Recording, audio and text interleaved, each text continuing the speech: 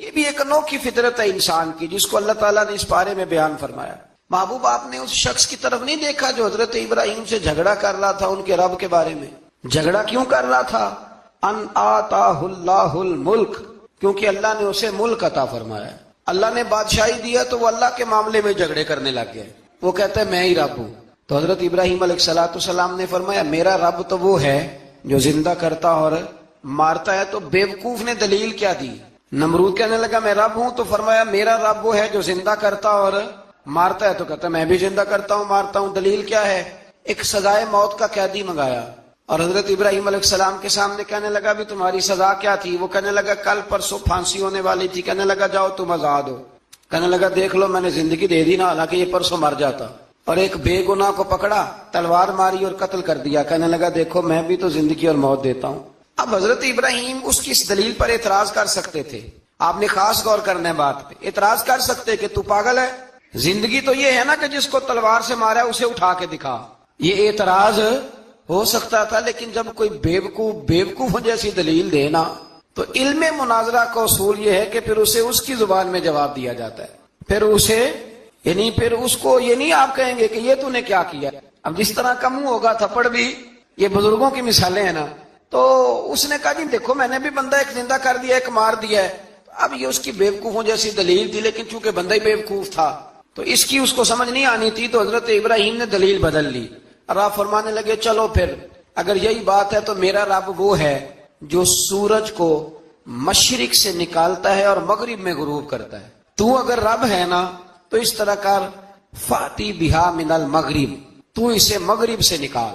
چل یہ تو نے زندہ مردہ کر کے دکھا دیا نا، تو مغرب سے نکال۔ فبہت الذی کفر، تو کافر پریشان ہو گیا اس لیے کہ وہاں سے نکال سکتا نہیں تھا۔ تو جب آپ کسی سے گفتگو کرتے ہیں نا تو الجھے نہیں، بات ایسی کریں جس کا کوئی جواب موجود نہ ہو۔ یہاں مفسرین نے ایک بڑی شاندار بات لکھی ہے۔ مفسرین کہتے ہیں کہ اگر وہ یہ کہہ دیتا نا یہاں پہ، کیونکہ بیوقوف تھا نا کہہ نہیں سکا، اگر کہہ دیتا نا کہ مشرق سے تو میں نکالتا ہوں، تو آپ اپنے رب سے کہیں وہ مغرب سے نکالے، تو مفسرین کہتے ہیں اگر حضرت ابراہیم فرما دیتے نا تو رب کریم نے سورج مغرب سے بھی نکال دینا تھا، لیکن فبہت الذی کفر، وہ یہیں پہ نہ رہ گیا۔ اللہ کے بندے ہیں نا، امام اعظم ابو حنیفہ رحمت اللہ علیہ کے سامنے ایک دہری آ گیا، وہ کہتا تھا کہ ساری مخلوق خود بخود بنی ہے۔ تو امام صاحب نے بھی علم مناظرہ کے ساتھ اس کے ساتھ گفتگو کی، وہ کہنے لگا جی خود بن گیا سارا کچھ۔ تو امام صاحب کہنے لگے چل چھوڑ کل بات کریں گے تیرے ساتھ۔ وہ کل دوبارہ آیا تو امام اعظم دریا کے کنارے کھڑے تھے، کہنے لگا امام صاحب بڑے پریشان کھڑے ہو؟ تو آپ فرمانے لگے پریشان اس لیے ہوں کہ میں نے عجیب ہی نظارہ دیکھا ہے، ابھی ایک درخت خود بخود کٹا ہے اور خود بخود اس کے تختے بن گئے، خود بخود رندہ چلا ہے، خود بخود کشتی بن گئی ہے، خود بخود دریا میں اتری ہے، اور خود بخود کچھ بندوں کو ادھر لے کے آنے لگ گئی ہے، کچھ کو یہاں سے ادھر لے کے جانے لگ گئی ہے، سارا کچھ خود۔ وہ کہنے لگا حضور سیانے بیانے بندے ہیں، کبھی کشتی بھی خود بخود بنی ہے، کبھی بندے خود بخود ادھر سے ادھر بھی گئے ہیں۔ آپ فرمانے لگے کشتی خود بخود نہیں بن سکتی تو اتنی بڑی کائنات خود بخود کیسے بن گئی؟ اور اگر بندے ادھر سے ادھر خود بخود نہیں آ سکتے تو بتا یہ سورج اور چاند خود بخود ادھر سے ادھر کیسے روز چلے جاتے ہیں؟ تھوڑی دیر چپ رہا، پھر آ کے امام اعظم کے ہاتھ چومے اور کہنے لگا آپ نے تو کمال کر دیا، میرا ذہن صاف ہو گیا، مجھے کلمہ پڑھائیں، میں بھی مدینے والے محبوب کا غلام بن جاتا۔ تو پکی دلیلوں کے ساتھ گفتگو کرتا ہے قرآن پاک، پکی دلیلیں۔ یہ آیت سبق یہ دیتی ہے کہ آپ کسی سے بات کریں تو اب چونکہ سپارہ لمبا ہے بات رہ نہ جائے، پر یہ مضمون اتنا شاندار ہے کہ میرا یہاں رکنے کو دل کرتا ہے۔ وہ ہمارا نظریہ یہ ہے کہ امام کے پیچھے سورۃ فاتحہ نہیں پڑھنی، اگرچہ جو پڑھتے ہیں اس پر کوئی سخت فتویٰ نہیں ہم دیتے، بعض آئمہ پڑھتے ہیں، لیکن سمجھانے کے لیے امام اعظم ابو حنیفہ رحمۃ اللہ علیہ کی رائے ہے کہ امام کے پیچھے سورۃ فاتحہ نہیں پڑھنی۔ ہمارے پاس دلیل ہے، قرآن کہتا ہے جب قرآن پڑھا جائے تو خاموشی سے سنو، اور حضور کا فرمان موجود ہے مصنف ابن ابی شیبہ میں کہ امام کی قرات ہی مقتدی کی قرات ہے۔ بزرگ کہتے ہیں کہ دلیل اس طرح کی دو کہ سامنے والے کے ذہن تک بات پوری اتر جائے، آپ اسے سمجھا پائیں۔ امام صاحب نے جب یہ بات ارشاد فرمائی تو کچھ لوگ آپ سے مناظرہ کرنے آ گئے، 15-20 لوگ تھے، ایک ادھر سے بولتا پڑھنی چاہیے صورت امام کے پیچھے، ایک ادھر سے بولتا پڑھنی چاہیے، ایک ادھر سے بولتا۔ تو امام اعظم ابو حنیفہ فرمانے لگے تم سارے پڑھے لکھے لوگ ہو، یہ گفتگو کا طریقہ ہے؟ اس طرح بات کرتے ہیں کسی کے سامنے؟ میں اکیلا ہوں اور تم 15 لوگ ہو، کوئی ادھر سے بولتا ہے کوئی ادھر سے بولتا ہے، طریقہ کرو کوئی بات کا۔ وہ چپ کر گئے، کہنے لگے ویسے ٹھیک تو ہے، ہم تو غیر مہذب ہو گئے، تو امام صاحب کہنے لگے ایک بندے کو منتخب کرو، وہ میرے سامنے آئے۔ انہوں نے ایک بندہ منتخب کر لیا، وہ کہنے لگا جناب یہ ہمارا نمائندہ ہے، یہ اگر جیت گیا تو ہم سارے جیت گئے، یہ اگر ہار گیا تو ہم سارے۔ امام صاحب کہنے لگے کیوں منتخب کیا؟ کہنے لگے جی سارے بولیں گے تو سمجھ نہیں نہ آئے گی کوئی کیا کہہ رہا ہے، کوئی کیا کہہ رہا ہے، کوئی کہاں ہے کوئی کہاں ہے۔ تو امام صاحب کہنے لگے میرا بھی مسئلہ یہی ہے، ایک الحمدللہ رب العالمین پہ ہے اور دوسرا صراط الذین انعمت علیہم پہ ہے۔ تو میں بھی کہہ رہا ہوں کہ جو امام آگے لگا لیا نا اس پر اعتبار کرو، اس پر اعتبار کرو۔ تو دلیل وہ دیں کہ جو دلیل سامنے والے کے ذہن میں اتر جائے۔ چلیں جی تھوڑا آگے چلتے ہیں۔ اللہ کریم نے نا آگے ایک اور مثال بیان کی۔ یہ جو بہت سارے لوگوں کے دلوں میں خیال آتا ہے نا، قبروں میں جائیں گے ہڈیاں گل جائیں گی سڑ جائیں گی تو کیسے اٹھیں گے؟ تو اسی پارے کی آیت نمبر 259 میں اللہ تعالیٰ نے ہمارا وہ مسئلہ بھی حل کیا اور دو واقعات تفصیل کے ساتھ تیسرے پارے میں بیان فرمائے۔ اللہ کریم فرماتے ہیں کہ کیا آپ نے اس شخص کو نہیں دیکھا کہ جو ایک ایسی بستی پر سے گزرا وَهِيَ خَاوِيَةٌ عَلَىٰ عُرُوشِهَا، جو اپنی چھتوں کے بل گری پڑی تھی، یعنی بستی تباہ ہو گئی۔ وہ آدمی وہاں سے گزرا، وہ حضرت عزیر علیہ السلام تھے۔ بہت سارے مفسرین کے نزدیک بعض نے یہ لکھا ہے کہ چونکہ یہاں اللہ نے کسی کا ذکر نہیں کیا تو ہم بھی کسی کو مخصوص نہیں کرتے، لیکن کثیر کی تعداد یہ ہے کہ حضرت عزیر تھے۔ آپ گزرے ایک بستی میں تو آپ نے دیکھا کہ وہ بستی تباہ حال ہو گئی ہے اور زمین پلٹ دی گئی ہے، چھتوں کے اوپر لوگ مرے ہوئے پڑے ہیں۔ تو آپ کے دل میں خیال آیا کہ یا اللہ تو انہیں کیسے زندہ کرے گا بعد موتہا، مرنے کے بعد۔ خیال آیا، اللہ کریم نے نا انہی پہ موت طاری کر دی، حضرت عزیر علیہ السلام پہ۔ ان کے پاس تھوڑا سا کھانا تھا، ایک گدھا تھا، درخت کے نیچے لیٹ گئے گدھے کو باندھ کے۔ اللہ تعالیٰ نے ان پر نیند طاری کی اور وہ 100 سال تک سوتے ہی رہے۔ وہ بے آباد بستی آباد ہو گئی، وہاں شہر آباد ہو گیا، دنیا آباد ہو گئی، زمانہ آباد ہو گیا۔ آپ جب سوئے تو آپ کی عمر مبارک 40 سال تھی۔ 100 سال کے بعد اٹھے، ثم بعثا، جب اٹھے قال کم لبثت، اللہ نے فرمایا کتنی دیر سوئے؟ قال لبثت یوما او بعد یوم، کہنے لگے یا ایک دن سویا ہوں یا دن کا تھوڑا سا حصہ۔ تو رب کریم نے فرمایا نہیں، آپ تو 100 سال تک سوئے رہے۔ فرمایا وہ دیکھو ذرا گدھے کی طرف، وہ گدھا جو تھا نا ان کا وہ گل سڑ گیا، ہڈیاں بکھر گئیں، اور وہ جو کھانا تھا نا پھل تھے، شربت تھا، سالن تھا، اس کا حال یہ ہے کہ لم یتسنہ، وہ باسی بھی نہیں ہوا۔ یہ ہے میرے رب کی قدرت، جس نے پہلے گل سڑ جانا تھا وہ باسی بھی نہیں ہوا، اور وہ گدھا اس کی ہڈیاں بھی بکھر گئیں۔ تو رب کریم نے فرمایا سمجھ آئی ہے میں مردے کیسے زندہ کروں گا؟ عرض کی یا اللہ ایسی سمجھ آئی ہے جو کبھی بھولے گی بھی نہیں۔ 100 سال تک سوئے رہے۔ یہ بڑا لطیف واقعہ ہے۔ حضرت عزیر علیہ السلام اٹھ کے نا تو اپنے گھر گئے تو کوئی پہچانتا ہی نہیں تھا۔ ایک بوڑھی اماں جس کی عمر بہت زیادہ ہو گئی تھی، اس کو جا کے سلام لی تو آپ فرمانے لگے اس اماں سے یہ عزیر کا گھر ہے؟ تو اماں فرمانے لگی ہاں ہے تو عزیر کا، لیکن وہ تو 100 سال پہلے غائب ہوئے، دوبارہ آئے ہی نہیں۔ آپ فرمانے لگے اماں میں ہوں عزیر۔ تو اماں کہنے لگی کہ عزیر کی تو ہر دعا قبول ہوتی تھی، اگر آپ عزیر ہیں نا تو دعا کریں، میری ٹانگیں جواب دے گئی ہیں، آنکھوں سے نظر نہیں آتا، آپ دعا کریں، اگر آپ واقعی عزیر ہیں تو اللہ مجھے شفا دے دے گا۔ تو حضرت عزیر نے دعا کی تو رب نے انہیں شفا دے دی۔ حضرت عزیر کی عمر اس وقت بھی 40 سال تھی۔ حضرت عزیر کی عمر جب گئے تب بھی واپس آئے تو، اور حضرت عزیر کا بیٹا ان سے ملا تو اس کی عمر 118 سال تھی، پوتے بھی بوڑھے تھے۔ لوگوں نے حضرت عزیر علیہ السلام سے کہا یہ کیا ہے؟ فرمانے لگے یہ میرے اللہ کی قدرت ہے، یہ میرے رب کی قدرت ہے۔ آج بھی آپ دیکھ لیں کہ کچھ لوگوں کے بال ساری زندگی سفید نہیں ہوتے، اور کچھ 17 سال کے 16 سال کے نوجوان ہیں تو سارا ان کا سفید ہو جاتا ہے، علامات وہ آ جاتی ہیں جو بوڑھوں میں ہوتی ہیں۔ تو اللہ تبارک و تعالیٰ نے فرمایا کہ یہ ہماری قدرت ہے، اس طرح کر کے ہم مردوں کو زندہ کریں گے۔ جب مومن قبروں سے اٹھیں گے نا، مومن آنکھ کھلے گی تو کہیں گے سویرا ہو گیا، جیسے ابھی سوئے تھے نا، کہیں گے دن چڑھ گیا، تو اللہ فرمائے گے ہاں دن بھی چڑھ گیا ہے اور رب رسول کے دیدار کا نظارہ بھی تمہیں دیا جائے گا، اٹھو بڑی شاندار صبح ہوئی ہے۔ اور کافر جب اٹھے گا تو کہے گا اوہو اب میرے لیے کیا نئی سزا ہے۔ تو اس سے بالکل آگے متصل حضرت ابراہیم علیہ السلام کا وہ واقعہ اسی پارے میں ذکر کیا گیا ہے۔ جب حضرت ابراہیم علیہ السلام نے کہا تھا کہ اے اللہ مجھے دکھا تو مردے کیسے زندہ کرے گا، تو رب کریم نے فرمایا یقین نہیں؟ عرض کی یا اللہ اطمینان قلبی کے لیے ایک علم الیقین ہوتا ہے، ایک عین الیقین ہوتا ہے، ایک حق الیقین ہوتا ہے۔ کہ یا اللہ میں اطمینان قلبی کے لیے تو اللہ نے فرمایا 4 پرندے لے لو. حضرت ابراہیم علیہ السلام نے 4 پرندے لیے. کچھ نے لکھا ہے کوا تھا، مور تھا، مرغی تھی، کبوتر تھا، مختلف نام آئے. وہ 4 پرندے لیے، پھر ان کو ذبح کیا، پھر ان کا قیمہ بنایا، پھر گوشت ایک دوسرے میں مکس کیا، پھر 4 مختلف پہاڑیوں پہ رکھا. اللہ نے فرمایا مکس ہو گئے نا آپس میں، اب تم آواز دو. حضرت ابراہیم نے آواز دی اور رب نے زندگی دی. اور وہ پرندے اپنی ٹانگوں پر چلتے ہوئے حضرت ابراہیم کے پاس آ کے کھڑے ہوئے. تو فرمایا ابراہیم جس طرح ان کو زندہ کیا نا، اسی طرح پھر قبروں سے میں ہڈیاں بھی زندہ کر کے نکال دوں گا. میں ایک فلسفی کو پڑھ رہا تھا. یہ ہمارے جدید دور کے فلسفی بڑے عجیب باتیں کرتے ہیں. وہ کہتے ہیں جی ہوا ایسی چلتی ہے کہ انسان قبر میں ہوتا ہے تو ہڈیاں گل سڑ جاتی ہیں تو کوئی بھی نہیں بچتا. اور پھر آپ کہتے ہیں کہ کچھ کو عذاب ہوتا ہے، کچھ کو ثواب ہوتا ہے. تو قبر کے اندر جب مردے چلے گئے تو آپ یہ بھی کہتے ہیں بعض لوگ کہ ایک قبر سے 70 اٹھیں گے تو ایک کو عذاب ہو رہا ہے، ایک کو ثواب ہو رہا ہے. یہ کیا ماجرا ہے؟ ہمارے بزرگوں نے جواب دیا ہے. ہمارے بزرگوں نے یہ جواب دیا ہے کہ یہ ہوائیں، یہ فضائیں، یہ ساری اللہ کی قدرت ہے. ہر آدمی کو ٹھنڈ لگ جاتی ہے سردیوں کے موسم میں. میں نے کچھ ایسے بندے دیکھے ہیں، بلکہ کوئی مجھے کہے گا تو میں دکھا دوں گا، ساری سردیاں سویٹر نہیں پہنتے، پھر فوت ہو جاتے ہیں. اور کئیوں نے 6 پہنے ہوتے ہیں، پھر بھی دانت کے ساتھ دانت بج رہا ہوتا ہے. وہ کہتے ہیں توبہ توبہ بڑی ٹھنڈ ہے. یہ بھائی آب و ہوا ایک ہی ہے، لیکن وجود کے اثر قبول کرنے کے معاملات بھی اور ہی ہیں. یہی معاملہ قبر میں ہوگا. دیکھیں نا حضرت عزیر علیہ السلام کے گدھے نے بھی آب و ہوا لکھی اور کھانے نے بھی.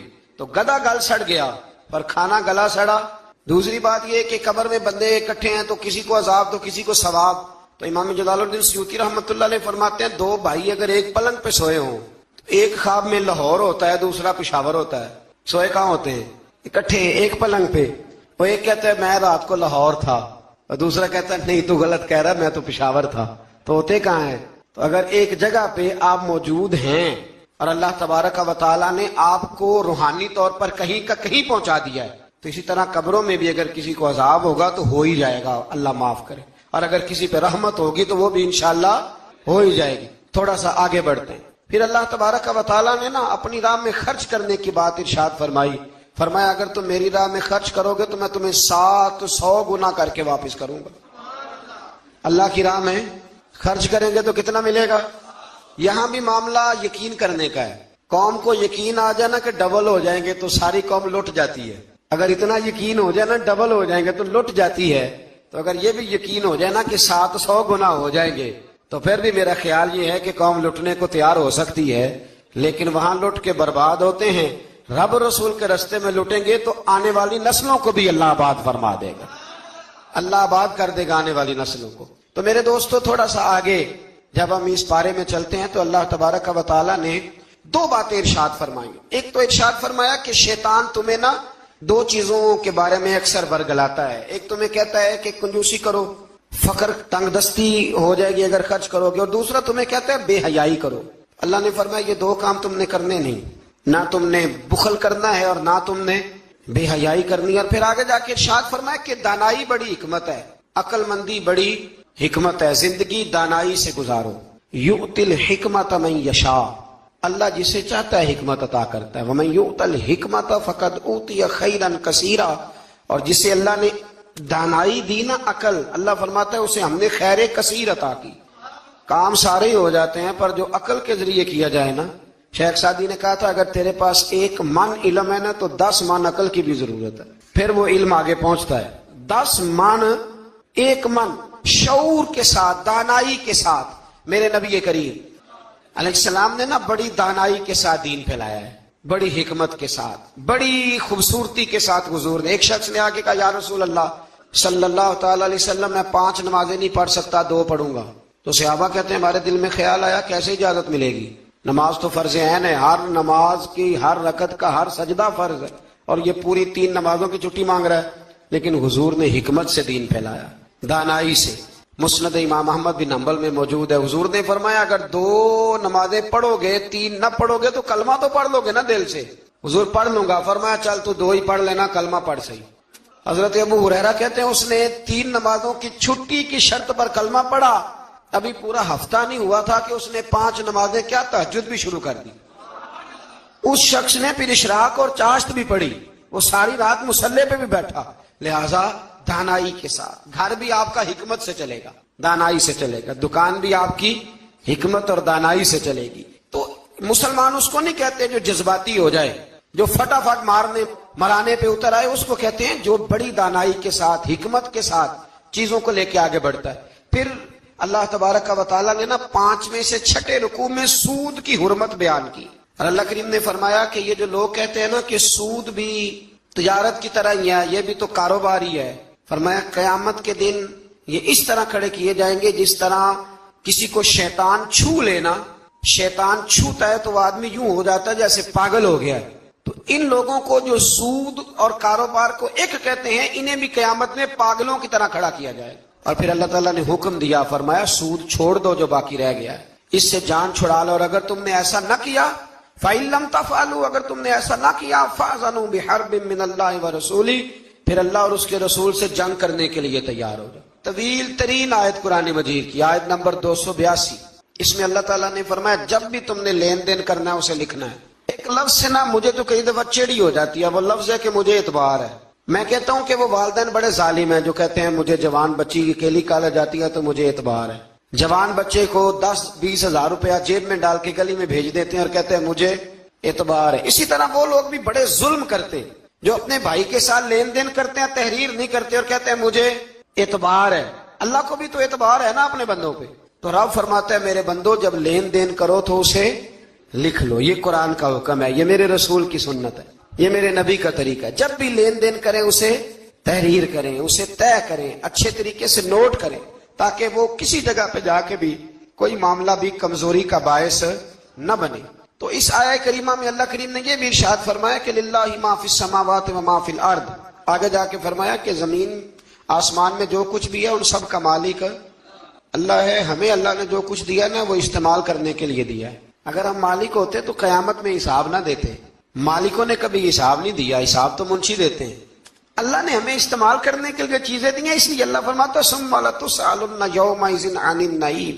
قیامت میں نا میں تم سے ایک ایک نعمت کے بارے میں سوال کروں گا. تو یہ ساری امانتیں ہیں اللہ کی, جتنا کچھ ہمارے پاس ہے, وہ کوئی بھی صلاحیت ہو, کوئی بھی قوت ہو, تو اس کو صحیح استعمال کریں امانت کو. پھر میرے عزیز اللہ تبارک و تعالیٰ نے نا اس سورہ مبارکہ کے آخر میں ہمیں ایک دعا سکھائی ہے. وہ بڑی شاندار دعا ہے, ہر چیز طلب کرتی ہے کہ اس کو پڑھا جائے, دیکھا جائے, پر اس دعا کے آخری لفظ یہ ہیں واعف عنا, اللہ ہم سے درگزر فرما. اور آخری لفظ یہ ہے کہ واغفر لنا, اللہ ہمیں بخش دے, وارحمنا, اور اللہ ہم پہ رحم فرما, اس لیے کہ انت مولانا, تو ہی ہمارا مددگار ہے. فانصرنا علی القوم الکافرین, اللہ کافروں کے مقابلے ہمیں ہماری مدد فرما. تو پھر آگے سورہ آل عمران شروع ہوتی ہے. سورہ آل عمران کے بالکل ابتدا میں اللہ کریم نے فرمایا کہ قرآن پاک میں 2 قسم کی آیات ہیں. کچھ آیات بالکل واضح ہیں اور کچھ آیات ایسی ہیں کہ جو متشابہ ہیں, جن کو سمجھنے کی ضرورت ہے. تو فرمایا جن کے دلوں میں کجی ہے نا, کھوٹ ہے, وہ متشابہ آیات کے پیچھے جاتے ہیں. کچھ آیات بالکل واضح ہیں, کچھ کو سمجھنے کی ضرورت. تو 2 لوگ قرآن پڑھ کے فساد برپا کرتے ہیں, یہ وہ لوگ ہیں جو متشابہات کے پیچھے لگتے ہیں, واضح آیات کی طرف نہیں جاتے. ہمارے زمانے میں بھی ہم دیکھتے ہیں کہ قوم یہ جو واضح آیات ہیں ان پر عمل نہیں کرتی, بلکہ کچھ ایسی آیات, کچھ ایسی باتیں جن کو بڑی گہرائی اور گہرائی سے سمجھنے کی ضرورت ہے وہ لے کے آ جاتی ہے, کہتے ہیں یہ فلسفہ بیان کرے. تو میں کہا کرتا ہوں جو سیدھی چیزیں ہیں پہلے ان پہ عمل کر لو نا. نمازیں 5 فرض ہیں, وہ پہلے پڑھو نا. ماں باپ کی خدمت فرض ہے, وہ کرو. حق سچ بولو, حلال روزی کھاؤ, جو ہے وہ دیانتداری کا مظاہرہ کرو. تو یہ کام کرو نا, پھر آگے فلسفے میں بھی چلے جائیں گے, پھر منطق کی باتیں بھی چھیڑ لیں گے. تو جو واضح چیزیں ان پر تو عمل کر لیں. وہ باریکیوں میں جانا, پہیلیاں جو ہے وہ بجھانا اور بڑی عجیب باتیں کرنا, ان سے نکلیں. اللہ تبارک و تعالی ہمیں سمجھنے کی توفیق عطا کرے. پھر اس سے آگے جا کے نا تو اللہ تبارک و تعالی نے اسی آیہ کریمہ کے اندر حضرت مریم کا ذکر فرمایا ہے. جناب مریم سلام اللہ علیہا اللہ تبارک و تعالیٰ کی وہ پاک باز بندی ہیں جن کی ماں نے منت مانگی تھی کہ اللہ اگر تو مجھے بچہ دے گا نا تو میں وہ تیرے رستے میں دے دوں گی. یہ حضرت عمران علیہ السلام کی صاحبزادیاں جناب مریم اللہ کی ولیہ ہیں. عورت نبی ہو سکتی, یہ کیا ہیں, اللہ کی ولیہ. تو حضرت مریم جب وہ بچہ پیدا ہوا ان کی ماں نے منت مانگی تھی. یہ قرآن مجید ہے, یہ تیسرا پارہ ہے اور اس کی جو آیات ہیں وہ ہیں آیت نمبر 34-35. اس سے آگے جب آپ چلیں گے تو یہ سارا مضمون سورہ آل عمران میں آپ کو ملے گا. تو جب آپ کی ولادت ہوئی تو بیٹی پیدا ہو گئی، تو اب حضرت جناب مریم سلام اللہ علیہا کی جو والدہ تھی نا، وہ ان کو لے گئی جناب زکریا علیہ السلام کے پاس. وہ ان کے خالو تھے. کہا میں نے منت مانگی تھی کہ میں بچہ ہوگا تو مسجد کے لیے وقف کروں گی، تو اللہ نے بچی دی ہے. تو حضرت زکریا نے جناب مریم کے لیے اوپر چھت پہ ایک محراب بنا دیا. وہ محراب کے اندر رہتی تھی، وہاں عبادت کرتی تھی. حضرت زکریا آپ کے خالو بھی تھے، اللہ کے پیغمبر بھی تھے. وہ وہاں بیٹھا کرتے تھے اور ان کی پرورش کرتے، کھانے پینے کا خیال کرتے. بڑی خاص بات ہے، عقیدے کی بات ہے. جب سے پہلا سپارہ ہم نے شروع کیا نا، تو تھوڑی سی دیر کے بعد وہ عقیدہ آ جاتا ہے جس عقیدے پہ اللہ تعالیٰ نے مجھے اور آپ کو قائم رکھا ہوا ہے. ذرا دیکھیں یہاں بھی بات کھول کے کیسے واضح آتی ہے. حضرت جناب مریم جب جوان ہو گئی تو حضرت زکریا ایک دن اندر داخل ہوئے تو دیکھا کہ وہاں بے موسم پھل پڑے ہوئے ہیں. موسم بھی نہیں ہے اور وہ پھل موجود ہیں. تو اللہ کے نبی نے اللہ کی ولیہ سے پوچھا کہ یہ کہاں سے آئے؟ انا لکی ھذا. پوچھنے لگے حضرت زکریا یہ کہاں سے آئے؟ قالت ہوا من عند اللہ. تو حضرت مریم کہنے لگے یہ میرے اللہ کی طرف سے آئے ہیں، یہ مجھے اللہ نے دیے ہیں. اور ان اللہ یرزق من یشاء بغیر حساب. اور جب رب کسی کو رزق دیتا ہے تو پھر بغیر حساب و کتاب ہی عطا فرماتا ہے. تو حضرت زکریا کے پاس اولاد کوئی نہیں تھی، بوڑھے ہو گئے تھے. جب دیکھا نا کہ اللہ کی ولیہ کو اللہ نے بے موسم پھل دے دیے تو خیال آیا کہ میں بھی بوڑھا ہوں، میری بیوی بھی بوڑھی ہے، تو اگر رب اپنی ولیہ کو بے موسم پھل دے سکتا ہے اور دیتا ہے اپنے کرم سے، تو اپنے نبی کو بھی تو بغیر موسم کی اولاد دے ہی سکتا ہے نا. اب موسم تو گزر گیا، بڑھاپا آ گیا، لیکن وہاں کھڑے ہو کے حضرت زکریا نے دعا مانگی، رب نے قبول فرمائی اور حضرت یحییٰ علیہ السلام حضرت زکریا کو عطا فرمائے. تو اگر ولیہ کی محراب کے پاس کھڑے ہو کے اللہ کے نبی دعا مانگے تو رب قبول فرماتا ہے، تو ہم داتا علی اجمیری کے مزار پہ جا کے دعا مانگے تو، ہم غوث اعظم جیلانی کے مزار پہ جا کے دعا مانگے تو. امام شافعی فرماتے ہیں جب بھی کوئی مشکل پیش آتی ہے میں امام اعظم کی مزار پہ جاتا ہوں اور قریبی مسجد میں 2 نفل پڑھ کے ان کے مزار پہ دعا مانگتا ہوں، اللہ میری ہر مشکل کو آسان فرما دیتا ہے. تو بھائی یہ تو قرآن مجید کی آیات ہے نا، ان کو تو کھول کے دیکھو نا. کوئی اور معنی اس آیت کا، کوئی اور تفسیر، کوئی اور مفہوم. حضرت زکریا اس کے علاوہ بھی تو دعا مانگ سکتے تھے نا، لیکن انہوں نے جناب مریم کے پاس بغیر موسم کے پھل دیکھے تو دعا مانگی، بغیر موسم کے پھل دیکھے. اور یہ بھی اللہ کا فضل ہے کہ ولیہ کے پاس دیکھے تو ولیوں والا مسئلہ حل ہو گیا. اگر وہ نبی ہوتی تو لوگوں نے فٹافٹ کہہ دینا یہ تو نبیوں کی بات ہے. تو میرے بھائی اگر کسی کو بغیر موسم کا پھل چاہیے تو کسی ولی اللہ کے پاس جائے، کسی اللہ کے نیک بندے کے پاس جائے، رب بے موسم پھل بھی عطا کرتا ہے. تو پھر اللہ تبارک و تعالیٰ نے آگے جا کے نہیں آیات میں ارشاد فرمایا کہ ہم نے جناب مریم کو بغیر شادی کے بیٹا بھی عطا کیا، اور بیٹا بھی وہ عطا کیا کہ جو اللہ کے نبی ہے، اور بیٹا بھی وہ دیا جنہوں نے پنگھوڑے میں باتیں کرنی شروع کر. یہ میری خواہش ہے کہ یہ آیتیں آپ نے ضرور پڑھنی ہے. یہ آیت نمبر 39 اور 40 انہی پر میں بھی بات ختم کر رہا ہوں. حضرت عیسیٰ کی شان رب کریم نے بیان فرمائی. یہ اللہ کا قرآن ہے، یہ اللہ کا قرآن ہے. ان کی شان کیا ہے کہ حضرت عیسیٰ علیہ السلام فرماتے ہیں کہ میں نا مٹی کی مورت بناتا ہوں، پھر اس میں پھونک مارتا ہوں، مٹی کا پرندہ بنا کے اس میں پھونک مارتا ہوں. میں پھونک حضرت عیسیٰ مارتے ہیں اور جناب عیسیٰ کہتے ہیں وہ اللہ کے حکم سے اڑنا شروع کر دیتا ہے. پھونک کس نے ماری؟ اڑایا کس نے؟ وہ اتنی سی بات ہے، اس کو سمجھ لیں. حضرت عیسیٰ کہتے ہیں میں مٹی کی مورت بنا کے اس میں پھونک مارتا ہوں تو اللہ کے حکم سے زندہ ہو جاتی ہے، اڑنے لگتی ہے. حضرت عیسیٰ فرماتے ہیں میں تندرست کرتا ہوں مادرزاد اندھوں کو، لا علاج کوڑوں کو، اور میں مردے بھی زندہ کرتا ہوں، کرتا اللہ کی اجازت کے ساتھ. اور اسی آیت میں حضرت عیسیٰ فرماتے ہیں کہ میں تمہیں بتاتا ہوں جو تم کھا کے آتے ہو، اور وہ بھی بتاتا ہوں جو تم گھر میں چھوڑ کے آتے ہو. تو حضرت عیسیٰ علیہ السلام مٹی کا پرندہ بنا کے پھونک مارے تو رب اس میں جان پیدا کر دے، مردے میں جان بھی پیدا کرتے ہیں. اور پھر حضرت عیسیٰ مادرزاد اندھ اور کوڑوں کو آنکھیں بھی دیتے ہیں اللہ کے حکم سے. اور پھر حضرت عیسیٰ علیہ السلام مردہ بھی زندہ کرتے ہیں اس کے اذن سے. جو کھا کے آتے ہیں وہ بھی بتاتے ہیں، جو چھوڑ کے آتے ہیں وہ بھی بتاتے ہیں. تو یہ تو حضرت عیسیٰ کی شان ہے. یہ حال ہے ان کے غلاموں کا، تو میری سرکار کا عالم کیا ہوگا. میری سرکار کا عالم کیا ہوگا؟ ایک جملہ میرے اعلیٰ حضرت کا اور بات بڑی اعلیٰ، فرمانے لگے حضرت عیسیٰ علیہ السلام تو پھونک مار کے مردہ زندہ کرتے ہیں نا، تو فرماتے ہیں میرے نبی تو ایک نظر دیکھ لیں تو مردہ دل کو زندہ کر دیا کرتے، مردہ دل۔ اور پھر ایک حدیث سن لیں تاکہ بات اور واضح ہو جائے۔ حضور نے فرمایا علماء امتی کا انبیاء بنی اسرائیل، میری امت کے علماء بھی اسی طرح ہوں گے جس طرح بنی اسرائیل کے نبی ہوتے تھے۔ تو اگر حضرت عیسیٰ کے اندر یہ طاقت ہے تو میرے محبوب کے غلاموں میں بھی بڑی طاقت ہے۔ حضرت آصف بن برخی اگر تخت لا سکتے ہیں تو غوث اعظم بھی بیڑی اوپر اٹھا لیتے ہیں۔ اس لیے عقیدہ اور نظریہ قرآن ہے، حدیث ہے۔ ہم چونکہ پڑھتے نہیں، توجہ نہیں کرتے، تو لوگ ہمیں فٹافٹ، آپ یقین کریں بڑے صاف ستھرے انداز میں لوگ آ کے کہتے ہیں جی دیکھو جی یہ کدھر سے آ گیا، تو میں نے کہا یہ اللہ کا قرآن ہے، اور قرآن میں